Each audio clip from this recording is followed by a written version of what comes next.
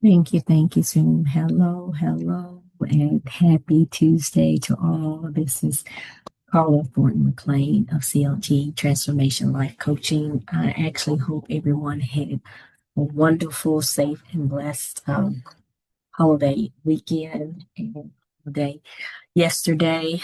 I am jumping on today.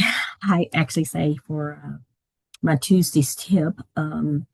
Last week, I actually didn't get the opportunity to present with you all or do the video in regards to the 8 videos, actually 7 more left in regards to the key principles for running a successful business. So it looks like on week of May 12th, I actually went over the very first principle for running a successful business, which was on clear vision and goals. If you actually missed that video, just actually jump on over to my business page and you actually can check out that video. I'll actually include that Facebook business page actually here. I say in the underneath the video, if you will. I'll actually put that there if you actually don't follow me, if you're not already a follower. But anyway, I actually had a very busy week last week. Yay! Celebrating a lot of milestone and special moment and special times with loved ones. A shout out once again to Serenity Thornton, my grandbaby, my that first grandbaby, actually graduating from high school. Once again, congrats, baby. We actually had a graduation party for her as well with her graduation, so I was very busy with that. I actually had a grandbaby. Shout out to Big Man Birch, my grandbaby. He actually graduated from the 5th grade, actually going into what they call middle school.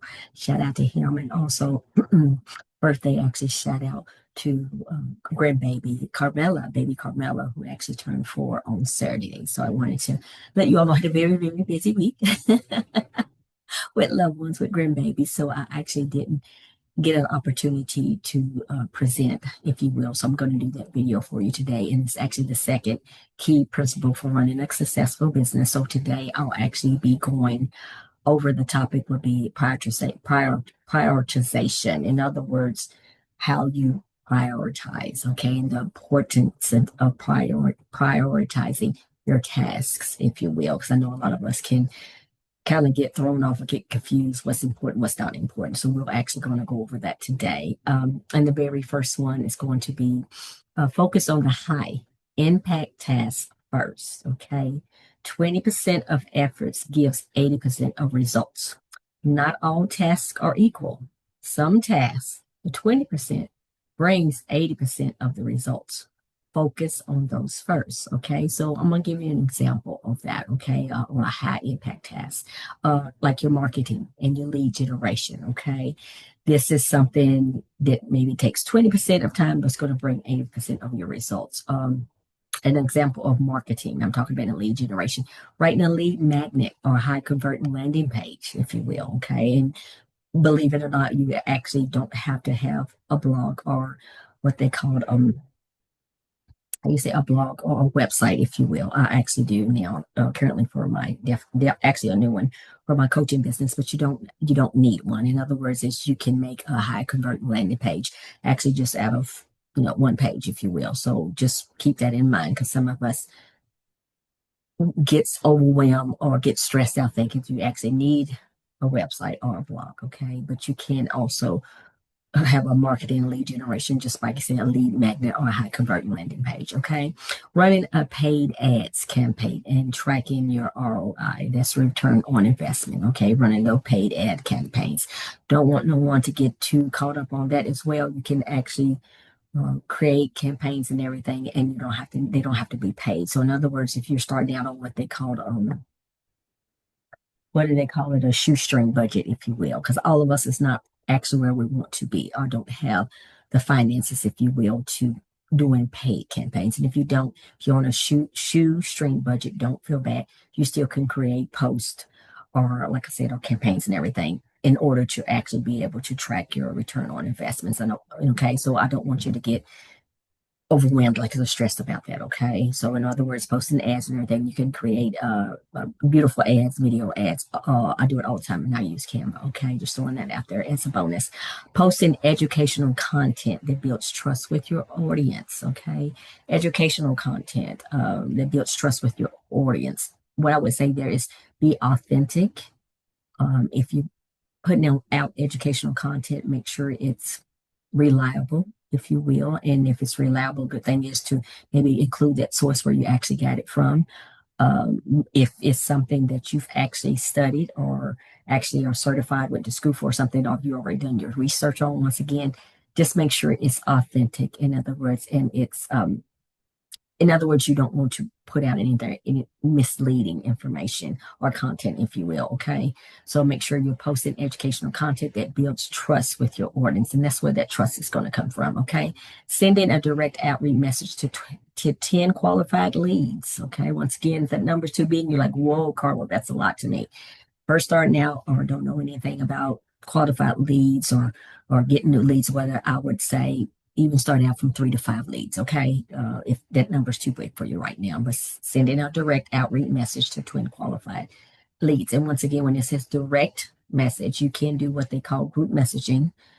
If you're familiar with sending out message, whether it's on your through your personal chat or through Instagram, Facebook Messenger, but you can do what they call outreach direct. That's a DM direct message to 10 qualified leads. That means directly to that person only, not in a group. Okay, not in a group message. Setting up an email sequence that nurtures new subscribers. Okay.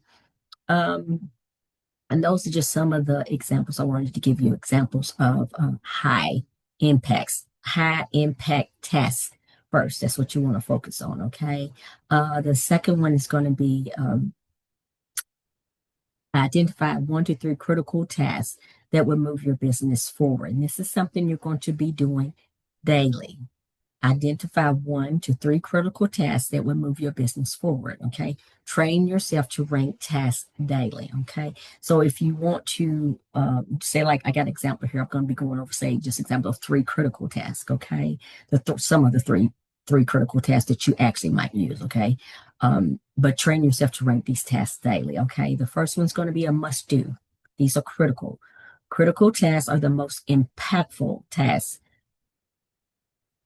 or things you need to do every day to help you attain a very clear and specific outcome.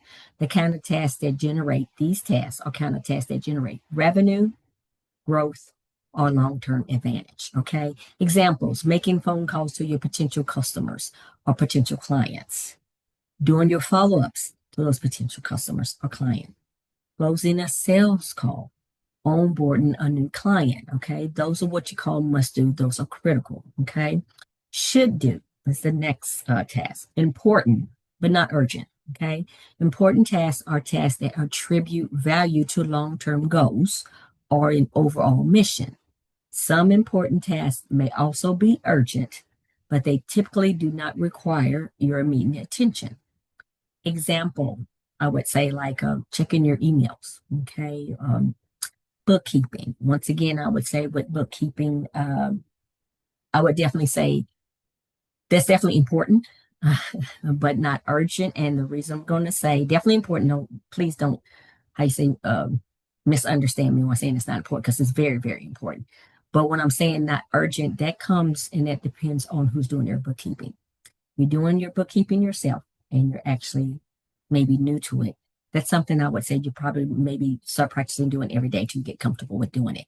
But the reason I say not urgent, if you actually have a bookkeeper, like myself, I actually just started my business, my bookkeeping business. Actually, passed everything last year.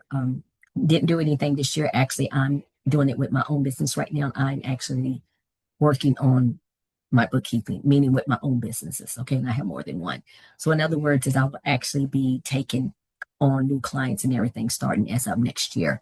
But in other words, is if you're like myself, that's something that I would say important, but also at this moment urgent. And the reason why I say urgent is because you want to make sure that you're getting used to doing it, getting comfortable. Okay. When it becomes not necessarily urgent, because if you actually hire a bookkeeper, say like myself, like next year, when I actually start taking on clients and customers. In other words, it's because a bookkeeper, and I'm talking about an experienced bookkeeper, that's something they can actually do maybe even like once a week, uh, once a month, whatever. In other words, it depends on how much experience that bookkeeper has. And then once again, I don't go into too many details. The customers, a client they actually have, and if they're organized and getting that information into that bookkeeper. That's the reason why I have put that under should do, important but not urgent. Okay. And of course, if you have any further questions in regards to that, you can definitely feel free to reach out to me.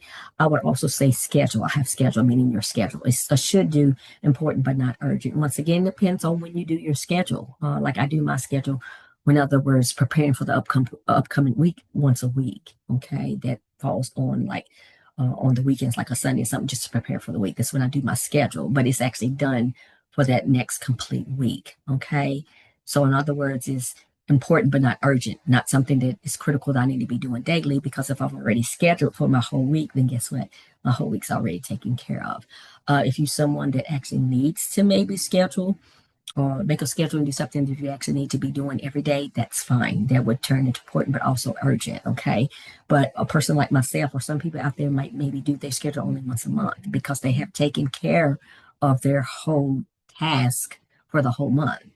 So, in other words, it's important but not urgent, because if they already done it for the whole month, then it's taken care of, if you will. That's the reason why I'm using that as an example and telling you. Depends on how you actually create your schedule. Schedule is definitely important to have, though, you guys. Nice to do. These are optional tasks. They aren't urgent or high impact. They still contribute to your brand, your polish, or your long term growth. If you have the time or team capacity. In other words, the ones we get ready to go over, if you have the time to do these, nice to do, they're optional.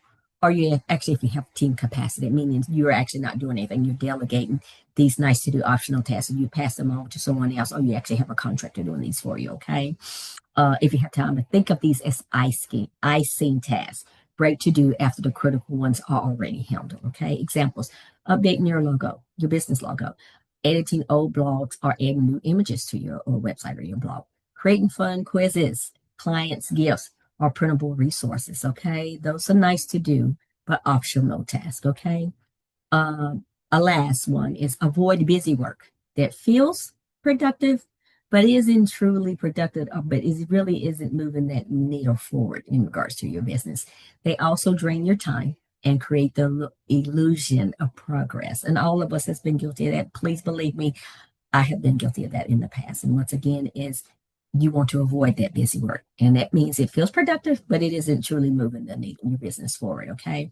Let's go over some example of these. Checking and reapplying to emails constantly throughout the day. I actually just uh, was reading actually a book, in one of the books actually that I'm reading, and the author was talking about that, and that's where my awareness came from, was created, as far as, because I do check my email definitely every emails every day. Not maybe not constantly throughout the day, but definitely checking them every day, but at least a couple of times. And what he was saying, once again, that's that busy work, feels productive, but isn't truly moving the needle. Because believe it or not, most of the time you'll have a lot of stuff in your email. It's not important. It really isn't. A lot of you be surprised it's actually spam or junk, which you don't need. So don't actually be doing that. His suggestion was maybe put on your schedule, maybe in the evening, late afternoon, or something.